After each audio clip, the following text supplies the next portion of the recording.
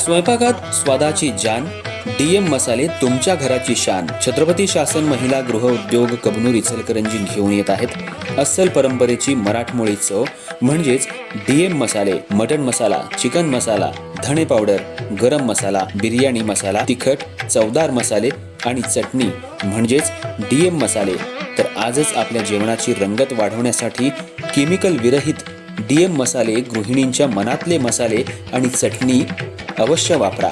DM मसाले महिला बचत गटाद्वारे करणारे स्वच्छ माफक दरामध्ये म्हणजेच डीएम मसाले. संपर्क दिव्याताई मगदूम, मोबाईल 91 30 80 22 55.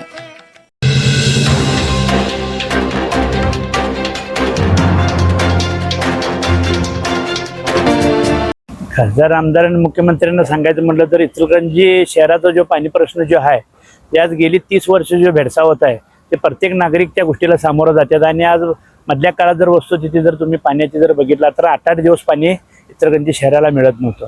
8 दिवस जर पाणी जर धरलं तर महिन्यातनं चार वेळा ते पाणी येणार प्रत्येक नागरिकांना. आणि 4 वेळा धरला तर 12 चोक 48 दिवस फक्त तुम्ही पाणी देऊन 365 दिवसाचं पाणीचं पैसे आज त्यांच्याकडनं 1800 रुपये प्रमाण आता तुम्ही घेताय.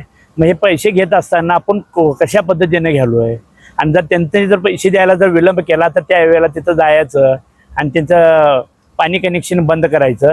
जर पाणी कनेक्शन बंद करायचा अधिकार जरी तुम्हाला असला तर तुम्ही 100% तुम्हाला सांगतो की पाणी देखील त्यांना देणं तितकंच देखील प्रशासन जबाबदार आहे. ते कोणत्याही जबाबदारी पाळत नाहीत. आणि स्वच्छ आणि मुबलक पाणी जे इचलकरंजी शहराला देतो म्हणून आज खासदार, आमदार आणि माजी आमदारांनी ज्या वेळेला आश्वासनं दिलेत त्या आश्वासनामध्ये त्यांनी 100% पाऊल ठरलेले आहेत की कोणतंही आश्वासन त्यांनी आत्तापर्यंत पाळू शकलेले नाहीत. अनेक योजना झाल्या, अनेक वेळेला DPR करण्यात आला. सुरकुडचा DPR झाला, वारणेचा DPR झाला, मागं काळंबावाडीसाठी ज्यावेळेला मगाशी पवार साहेबांनी सभागृहामध्ये सांगितले त्यावेळेला तिकडे देखील जाऊन सगळे पाणी वगैरे करून आले. आता अत्यंत पैशाची नासधूस म्हटलं तर ह्या ठिकाणी झालेलं आहे. पण आपल्या पदरामध्ये कोणत्याही पद्धतीचं पाणी आपणाला मिळालेलं नाही आहे.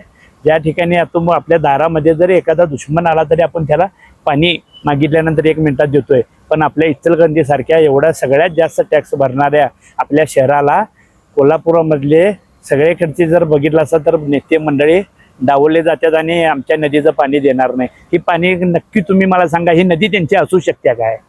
ही नदी तर तुम्हाला सांगा पूर्ण देशामध्ये प्रत्येकाचा हक्क आणि अधिकार आहे. मधल्या काळात जर तुम्ही बघितलं असा की पाकिस्तान आणि भारताचं ज्या वेळेला युद्ध त्यावेळेला चालू झालं त्यावेळेला तिथली जी नदी पाकिस्तानला जाणारी जी नदी होती त्यावेळेला जी बंद करण्यात आली त्यावेळेला नरेंद्र मोदी साहेबांनी देखील थोड्या काळासाठी ते बंद करून परत त्याचा पाणी पुरवठा म्हणजे ते पाकिस्तानला देण्यासाठी त्यांनी पुढे ते चालू ठेवला. आणि इथं आम्हाला पाणी मागत असताना आणि आम्हाला जे इचलकरंजी शहराला जेवढे टेमचे जे पाणी आपणाला जे लागणार आहे ते धरणातून आपल्यासाठी सेपरेट सोडायची देखील व्यवस्था आपल्या इचलकरंजी शहरातील आजी आमदार असून हे असतील, जरी विरोधक असले तर त्यांनी देखील तिथे पाठपुरावा करून जो केलेला होता त्या गोष्टीला देखील पूर्णविराम देऊन हे सत्तेतलेच त्यांचेच आमदार आणि त्यांचेच मंत्री त्यांना खो घालायचं काम करून आपणाला त्रास द्यायचं काम करायला. त्यामुळं इथून पुढच्या काळामध्ये जर इचलकरंजी शहराला जर पाणी मिळवायचं असेल तर जेवढी जनता आज आक्रोश पद्धतीने येऊन पोट तिडकीनं आज प्रत्येक सभागृहामध्ये सत्ताधारी नगरसेवकांनी जरी मतं मांडलेत, आमच्या विरोधी पक्षांनी जे नेते जे आपले आमचे उदय पाटील साहेब आहेत त्यांनी तर अतिशय सुंदर आणि चांगल्या पद्धतीचं संभाषण इचलकरंजी शहराला पाणी अशा पद्धतीनं द्यायला पाहिजे आणि याच्यामध्ये कुठं आपण कमी पडतोय हे चांगल्या पद्धतीनं त्याचा लेखाजोखा मांडायचं काम आमच्या शिवशाहू आघाडीचे नेते मंडळींनी ज्यावेळेला उदय पाटील साहेबांनी जे केलेलं आहे ते खरंच तुम्हाला सांगतो की नाही त्याचा बोध काहीतरी या सत्ताधारी पक्षानं जर घेतला तर भविष्य काळामध्ये आपल्याला पाणी येण्यासाठी कोणतीही अडचण राहणार नाही.